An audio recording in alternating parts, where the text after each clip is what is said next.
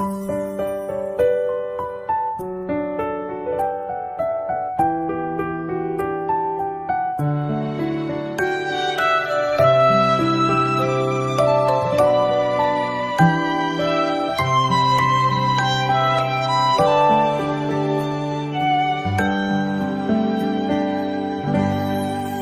លជួបអូនដំបងបេះដូងលងស្រឡាញ់ហើយតួបងនឹងត្រានត្រើយចារិតខុសគ្នាស្គាល់ត្រឹមវេលាខ្លីតែមានន័យឥតគណនាអារម្មណ៍ហាក់ស្គាល់គ្នាយូរឆ្នាំអរគុណដែលព្រមស្នេហ៍ឲ្យបងបានថែទូមានឧបសគ្គមិនងាយរេអូនស៊ូរងចាំនៅស្នេហាយើងទាំងពីរថិតថេររៀងទៅសន្យាមើលថែពៅរៀងរហូតបំណងបងប្រាថ្នាចង់នៅក្បែរអូនសុជាតានឹមនួនបងសូមចូលខ្លួនថែអពាពីជាសាក្ខីស្នេហ៍ជូនទៅចរណៃ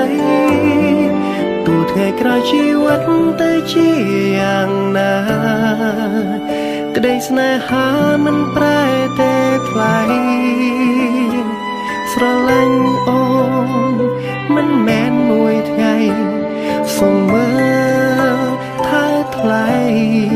មួយជីវិត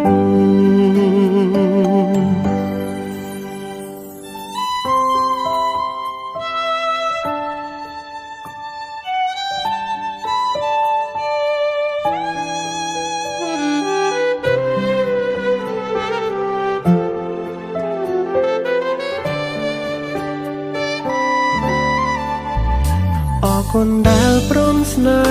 ហ៍ឲ្យបងបានថែទូមានឧបសគ្គមិនងាយរេអូនស៊ូរងចាំនៅស្នេហាយើងទាំងពីរថិតថេររៀងទៅ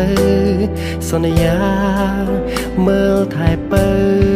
រៀងរហូត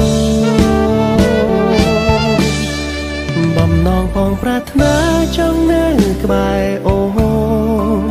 សុជាតានឹមនួនបងសូមចូលខ្លួនថែអពាពី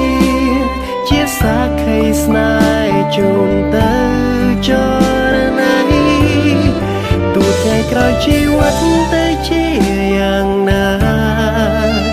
ក្តីស្នេហាមិនប្រែទេថ្លៃស្រឡាញ់អូនមិនមែនមួយថ្ងៃសូមមើលថែថ្លៃមួយជីវិត